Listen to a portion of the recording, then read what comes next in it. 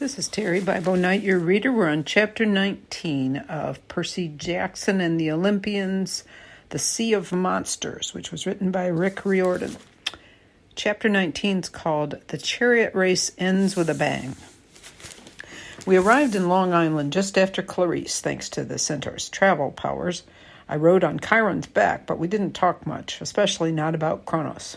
I knew it had been difficult for Chiron to tell me. I didn't want to push him with more questions.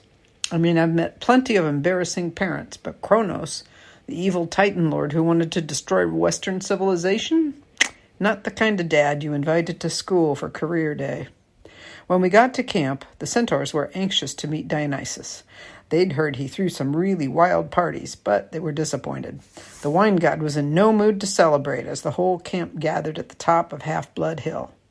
The camp had been through a hard 2 weeks. The arts and crafts cabin had burned to the ground from an attack by a Draco Aeneas, which, as near as I could figure, was Latin for really big lizard with breath that blows stuff up. The big house's rooms were overflowing with wounded. The kids in the Apollo cabin, who were the best healers, had been working overtime, performing first aid.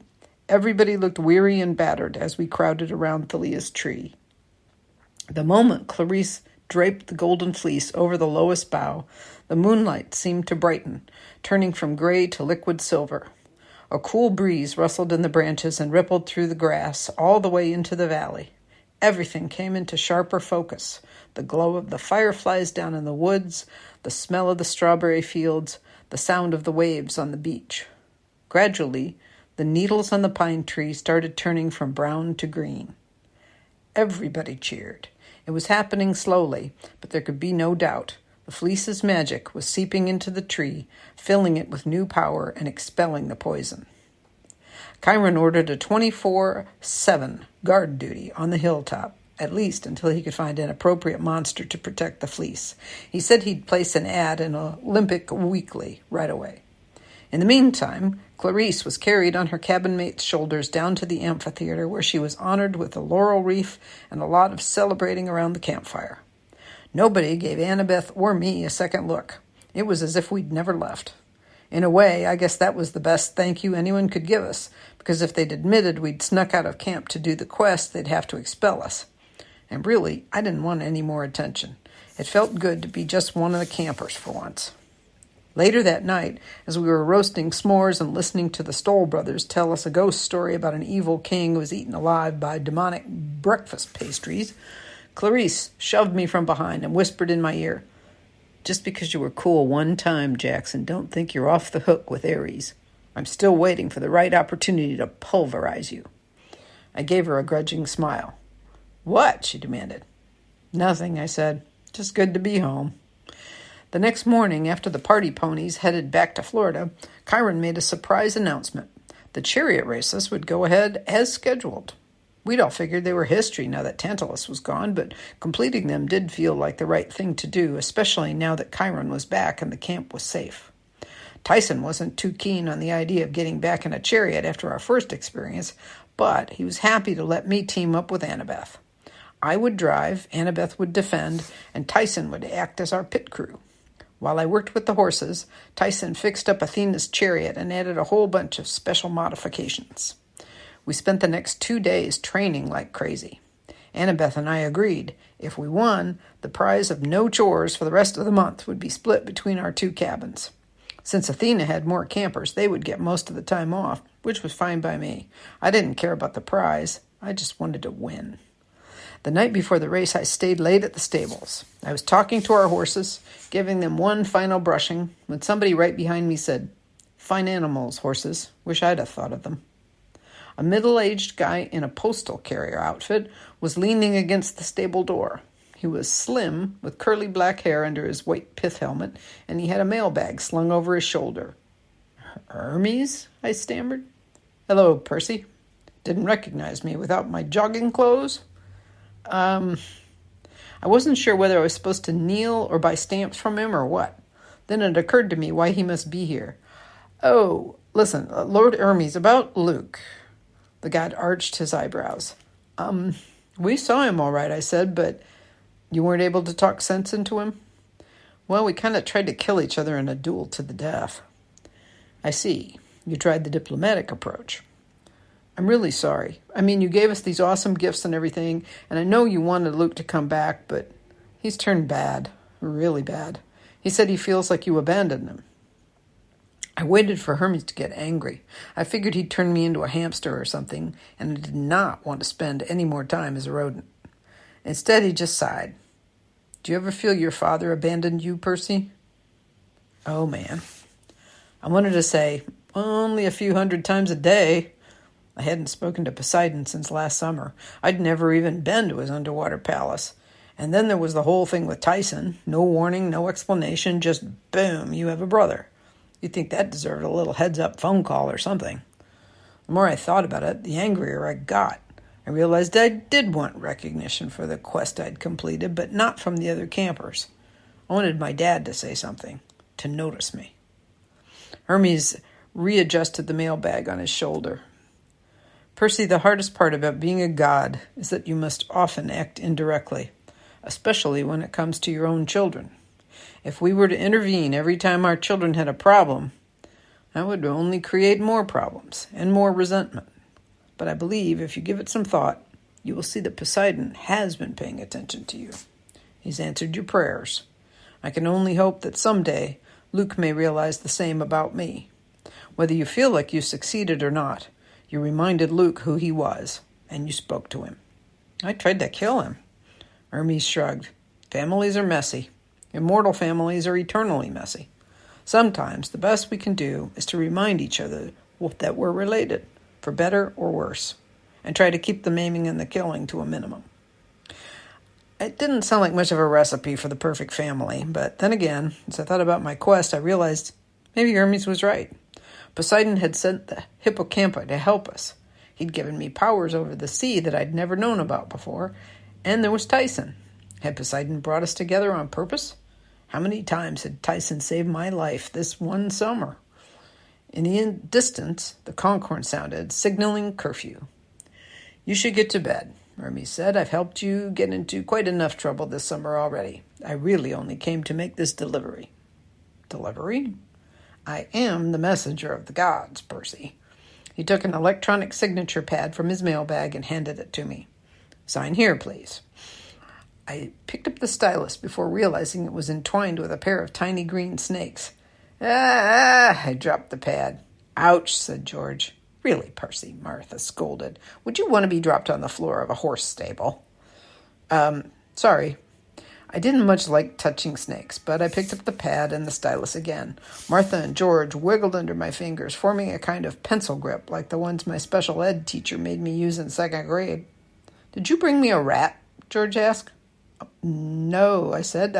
We didn't find any. How about a guinea pig? George, Martha chided. Don't tease the boy. I signed my name and gave the pad back to Hermes. In exchange, he handed me a sea blue envelope. My fingers trembled. Even before I opened it, I could tell it was from my father. I could sense his power in the cool blue paper, as if the envelope itself had been folded out of an ocean wave. Good luck tomorrow, Hermes said. Fine team of horses you have there, though you'll excuse me if I root for the Hermes cabin. And don't be too discouraged when you read it, dear, Martha told me. He does have your best interests at heart. What do you mean? I asked. Don't mind her, George said. And next time, remember, snakes work for tips. Enough, you two, Hermes said. Goodbye, Percy, for now. Small white wings sprouted from his pith helmet. He began to glow, and I knew enough about the gods to avert my eyes before he revealed his true divine form. With a brilliant white flash, he was gone, and I was alone with the horses. I stared at the blue envelope in my hands. It was addressed in strong but elegant handwriting that I'd seen once before on a package Poseidon had sent me last summer. Percy Jackson, care of Camp Half-Blood, Farm Road 3141, Long Island, New York, 11954. An actual letter from my father. Maybe he would tell me I'd done a good job getting the fleece. He'd explain about Tyson, or apologize for not talking to me sooner. There were so many things I wanted that letter to say. I opened the envelope and unfolded the paper. 2 simple words were printed in the middle of the page. Brace yourself. The next morning, everybody was buzzing about the chariot race, though they kept glancing nervously toward the sky like they expected to see Stympphalian birds gathering. None did. It was a beautiful summer day, with blue sky and plenty of sunshine. The camp had started to look the way it should look. The meadows were green and lush, the white columns gleamed on the Greek buildings, dryads played happily in the woods, and I was miserable. I've been lying awake all night thinking about Poseidon's warning. Brace yourself. I mean, he goes to the trouble of writing a letter and he writes 2 words? Martha the snake had told me not to feel disappointed. Maybe Poseidon had a reason for being so vague. Maybe he didn't know exactly what he was warning me about, but he sensed something big was about to happen, something that could completely knock me off my feet unless I was prepared. It was hard, but I tried to turn my thoughts to the race. As Annabeth and I drove onto the track, I couldn't help admiring the work Tyson had done on the Athena chariot. The carriage gleamed with bronze reinforcements. The wheels were realigned with magical suspension, so we glided along with hardly a bump. The rigging for the horses was so perfectly balanced that the team turned at the slightest tug of the reins. Tyson had also made us 2 javelins, each with 3 buttons on the shaft.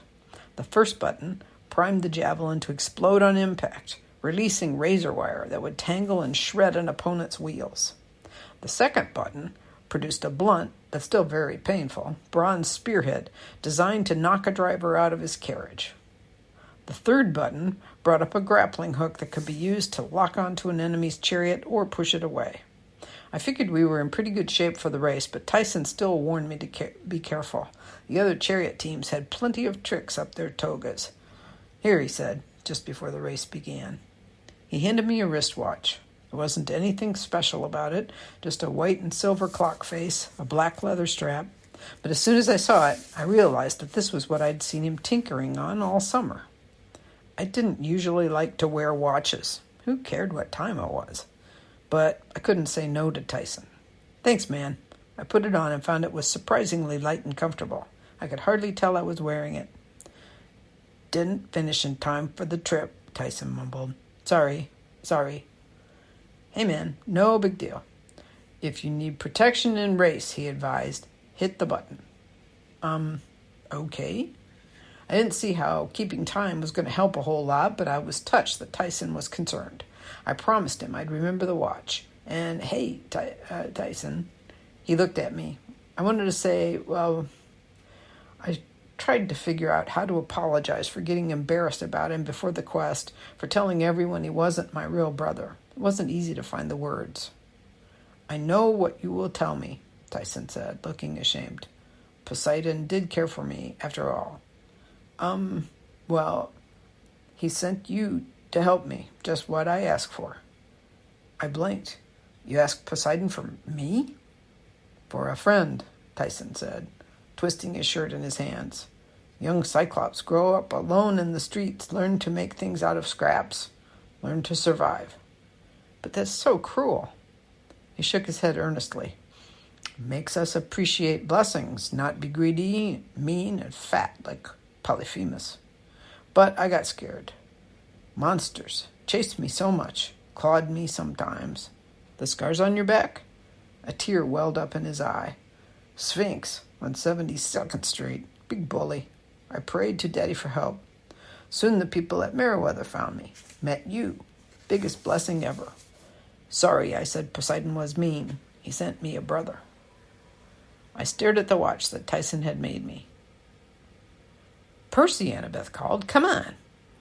Chiron was at the starting line, ready to blow the conch. Tyson, I said. Go, Tyson said. You will win. Oh, okay, big guy. We'll win this one for you. I climbed on board the chariot and got into position just as Chiron blew the starting signal. The horses knew what to do. We shot down the track so fast I would have fallen out if my arms hadn't been wrapped in the leather reins. Annabeth held on tight to the rail. The wheels glided beautifully. We took the first turn, a full chariot length ahead of Clarice, who was busy trying to fight off a javelin attack from the Stoll brothers in the Hermes chariot. We got him, I yelled, but I spoke too soon.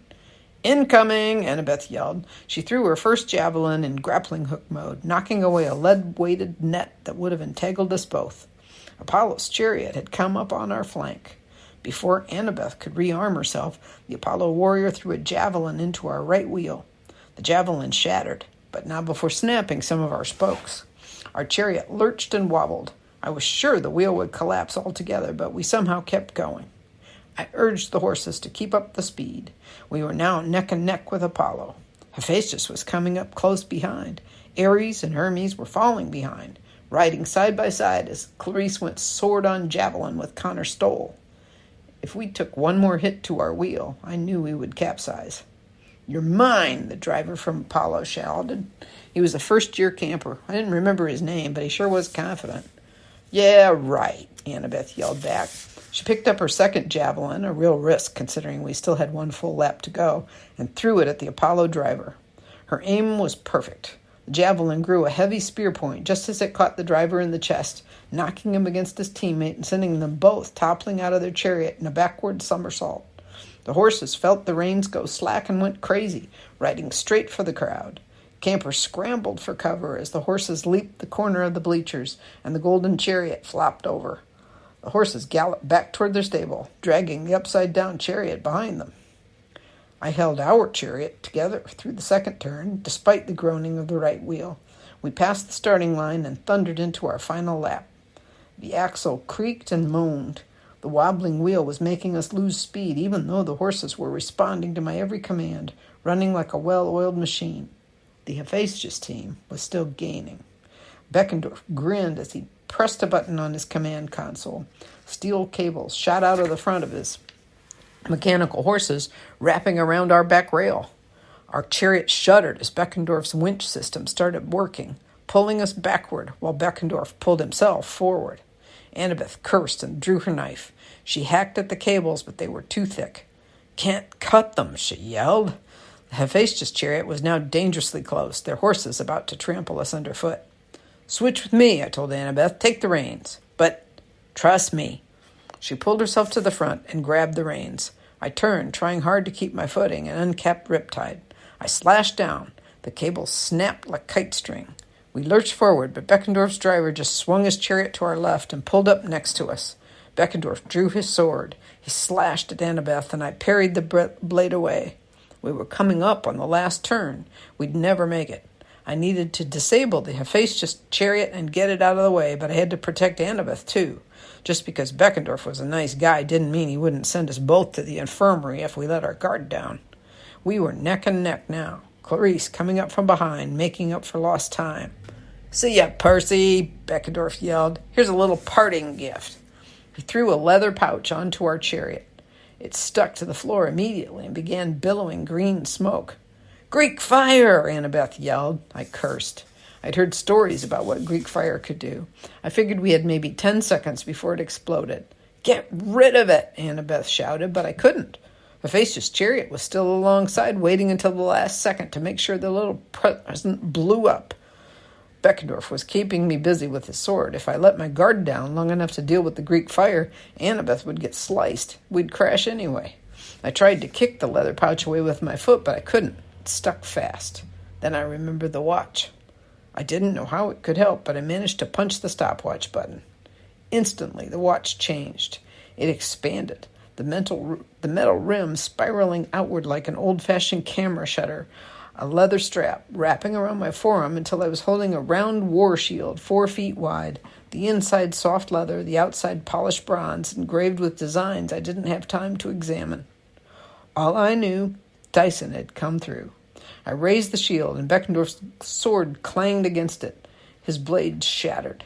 "What?" he shouted. "How?" He didn't have time to say more because I knocked him in the chest with my new shield and sent him flying out of his chariot, tumbling in the dirt. I was about to use Riptide to slash at the driver when Annabeth yelled, "Percy!" The Greek fire was shooting sparks. I shoved the tip of my sword under the leather pouch and flipped it up like a spatula.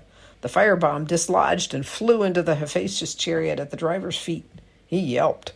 In a split second, the driver made the right choice. He dove out of the chariot, which careened away and exploded in green flames. The metal horses seemed to short-circuit. They turned and dragged the burning wreckage back toward Clarice and the Stoll brothers, who had to swerve to avoid it. Annabeth pulled the reins for the last turn. I held on, sure we would capsize, But somehow she brought us through and spurred the horses across the finish line. The crowd roared. Once the chariot stopped, our friends mobbed us. They started chanting our names, but Annabeth yelled over the noise, "Hold up! Listen, it wasn't just us." The crowd didn't want to be quiet, but Annabeth made herself heard. "We couldn't have done it without somebody else. We couldn't have won this race or gotten the fleece or saved Grover or anything. We owe our lives to Tyson, Percy's brother," I said, loud enough for everybody to hear. "Tyson, my baby brother." Tyson blushed. The crowd cheered. Annabeth planted a kiss on my cheek. The roaring got a little louder after that. The entire Athena cabin lifted me and Annabeth and Tyson onto their shoulders and carried us toward the winner's platform, where Chiron was waiting to bestow the laurel wreaths. And that's the end of chapter 19. This chapter's called "The Fleece Works Its Magic Too Well." That afternoon was one of the happiest I'd ever spent at camp, which maybe goes to show you never know when your world is about to be rocked to pieces. Grover announced that he'd be able to spend the rest of the summer with us before resuming his quest for Pan. His bosses at the Council of Cloven Elders were so impressed that he hadn't gotten himself killed and had cleared the way for future searchers that they granted him a 2-month furlough and a new set of reed pipes. The only bad news, Grover insisted on playing those pipes all afternoon long, and his musical skills hadn't improved much. He played YMCA, and the strawberry plants started going crazy, wrapping around our feet like they were trying to strangle us. I guess I couldn't blame them. Grover told me he could dissolve the empathy link between us now that we were face to face, but I told him I'd just as soon keep it if that was okay with him. He put down his reeds pipes and stared at me. "But if I get in trouble again, you'll be in danger, Percy. You could die. If you get in trouble again, I want to know about it, and I'll come help you again, G-Man. I wouldn't have it any other way." In the end, he agreed not to break the link. He went back to playing YMCA for the strawberry plants. I didn't need an empathy link with the plants to know how they felt about it. Later on, during archery class, Chiron pulled me aside and told me he'd fixed my problems with Meriwether Prep. The school no longer blamed me for destroying their gymnasium. The police were no longer looking for me. "How did you manage that?" I asked. Chiron's eyes twinkled. "I merely suggested that the mortals had seen something different on that day, a furnace explosion that was not your fault." "You just said that and they bought it?" I manipulated the mist. Someday, when you're ready, I'll show you how it's done." "You mean I can go back to Meriwether next year?" Chiron raised his eyebrows. "Oh, no, they still expelled you.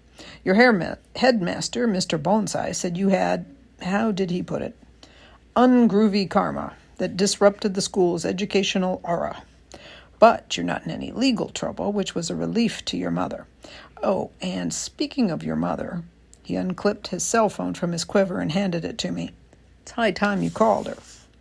The worst part was the beginning. The "Percy Jackson, what were you thinking? Do you have any idea how worried I was sneaking off to camp without permission, going on dangerous quests and scaring me half to death?" part. But finally, she paused to catch her breath. "Oh, I'm just glad you're safe." That's the great thing about my mom. She's no good at staying angry. She tries, but it just isn't in her nature. "I'm sorry, Mom," I told her. "I won't scare you again." "Don't promise me that, Percy. You know very well it will only get worse." She tried to sound casual about it, but I could tell she was pretty shaken up. I wanted to say something to make her feel better, but I knew she was right. Being a half-blood, I would always be doing things that scared her. And as I got older, the dangers would just get "I could come home for a while," I offered. No, stay at camp. Train. Do what you need to do. But you will come home for the next school year?" Yeah, of course. If there's any school that will take me." "Oh, we'll find something, dear," my mother sighed. "Some place where they don't know us yet." As for Tyson, the campers treated him like a hero. I would have been happy to have him in my cabin mate forever, but that evening, as we were sitting on a sand dune overlooking Long Island Sound, he made an announcement that completely took me by surprise. "Dream came from Daddy last night," he said. "He wants me to visit." I wondered if he was kidding, but Tyson really didn't know how to kid. "Poseidon sent you a dream message?" Tyson nodded. "Wants me to go underwater for the rest of the summer. Learn to work at Cyclops Forges. He called it an internship? Yes. I let that sink in. I'll admit I felt a little jealous. Poseidon had never invited me underwater, but then I thought, Tyson was going? Just like that? When would you leave? I asked. Now. Now? Like now? Now. I stared out at the waves in the Long Island Sound. The water was glistening red in the sunset. I'm happy for you, big guy, I managed. Seriously. Hard to leave my new brother, he said with a tremble in his voice. But I want to make things, weapons, for the camp. You will need them. Unfortunately, I knew he was right. The fleece hadn't solved all the camp's problems. Luke was still out there, gathering an army aboard the Princess Andromeda. Kronos was still reforming in his golden coffin. Eventually, we'd have to fight them. You'll make the best weapons ever, I told Tyson. I held up my watch proudly. I bet they'll tell good time, too. Tyson sniffled. Brothers help each other. You're my brother, I said, no doubt about it. He patted me on the back, so hard he almost knocked me down the sand dune, and then he wiped a tear from his cheek and stood to go. Use the shield well. I will, big guy. Save your life someday. The way he said it, so matter-of-fact, I wondered if that cyclops eye of his could see into the future. He headed down to the beach and whistled. Rainbow, the hippocampus, burst out of the waves. I watched the two of them ride off together into the realm of Poseidon. Once they were gone, I looked down at my new wristwatch. I pressed the button, and the shield spiraled out to full size. Hammered into the bronze were pictures in ancient Greek style, scenes from our adventures this summer. There was Annabeth playing a Lestrygonian dodgeball player, me fighting the bronze bulls on Half-Blood Hill, Tyson riding Rainbow toward the Princess Andromeda, the CSS Birmingham blasting its cannons at Charybdis. I ran my hand across a picture of Tyson battling the Hydra as he held aloft a box of monster donuts. I couldn't help feeling sad. I knew Tyson would have an awesome time under the ocean, but I'd miss everything about him. His fascination with horses, the way he could fix chariots or crumple metal with his bare hands or tie bad guys into knots. I'd even miss him snoring like an earthquake in the next bunk all night. Hey, Percy. I turned. Annabeth and Grover were standing at the top of the sand dune. I guess maybe I had some sand in my eyes because I was blinking a lot. Tyson, I told them he had to... We know, Annabeth said softly. Chiron told us. Cyclops forges, Grover shuttled. I hear the cafeteria food there is terrible. Like no enchiladas at all. Annabeth held out her hand. Come on, Seaweed Brain. Time for dinner. We walked back toward the dining pavilion together, just the three of us, like old times. A storm raged that night, but it parted around Camp Half-Blood, as storms usually did. Lightning flashed against the horizon, waves pounded the shore, but not a drop fell in our valley. We were protected again, thanks to the fleece, sealed inside our magical borders. Still, my dreams were restless. I heard Kronos taunting me from the depths of Tartarus. Polyphemus sits blindly in his cave, young hero, believing he has won a great victory. Are you any less deluded? The Titan's cold laughter filled the darkness. Then my dream changed. I was following Tyson to the bottom of the sea into the court of Poseidon. It was a radiant hall filled with blue light, the floor cobbled with pearls. And there, on a throne of coral, sat my father, dressed like a simple fisherman in khaki shorts and a sun-bleached t-shirt. I looked up into his tan, weathered face, his deep green eyes, and he spoke two words. Brace yourself. I woke with a start. There was a banging on the door. Grover flew inside without waiting for permission. Percy, he stammered. Annabeth, on the hill. The look in his eyes told me something was terribly wrong. Annabeth had been on guard duty that night, protecting the fleece. If something had happened... I ripped off the covers, my blood like ice water in my veins. I threw on some clothes while Grover tried to make a complete sentence, but he was too stunned, too out of breath. She's lying there, just lying there. I ran outside and raced across the central yard, Grover right behind me. Dawn was just breaking, but the whole camp seemed to be stirring. Word was spreading. Something huge had happened. A few campers were already making their way toward the hill, satyrs and nymphs and heroes in a weird mix of armor and pajamas. I heard the clop of horse hooves, and Chiron galloped up behind us looking grim. "Is it true?" he asked Grover. Grover could only nod, his expression dazed. I tried to ask what was going on, but Chiron grabbed me by the arm and effortlessly lifted me onto his back. Together we thundered up Half-Blood Hill, where a small crowd had started to gather. I expected to see the fleece missing from the pine tree, but it was still there, glittering in the first light of dawn. The storm had broken, and the sky was blood-red. "Curse the Titan Lord," Chiron said. "He's tricked us again. Get him himself another chance to control the prophecy." "What do you mean?" I asked. "The fleece," he said. "The fleece did its work too well." We galloped forward, everyone moving out of our way. There at the base of the tree, a girl was lying unconscious. Another girl, in Greek armor, was kneeling next to her. Blood roared in my ears. I couldn't think straight. Annabeth had been attacked, but why was the fleece still there? The tree itself looked perfectly fine, whole and healthy, suffused with the essence of the golden fleece. "It healed the tree," Chiron said, his voice ragged, "and poison was not the only thing it purged." Then I realized Annabeth wasn't the one lying on the ground. She was the one in armor, kneeling next to the unconscious girl. When Annabeth saw us, she ran to Chiron. She just suddenly there.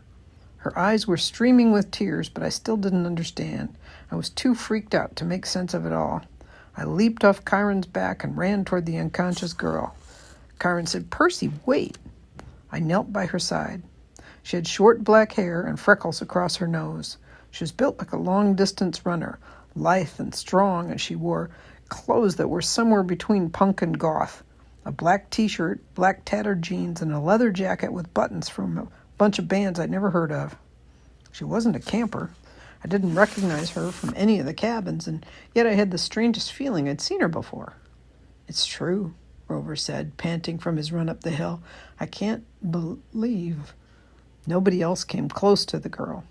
I put my hand on her forehead. Her skin was cold, but my fingertips tingled as if they were burning. "She needs nectar and ambrosia," I said. She was clearly a half-blood, whether she was a camper or not. I could sense that from just one touch. I didn't understand why everyone was acting so scared.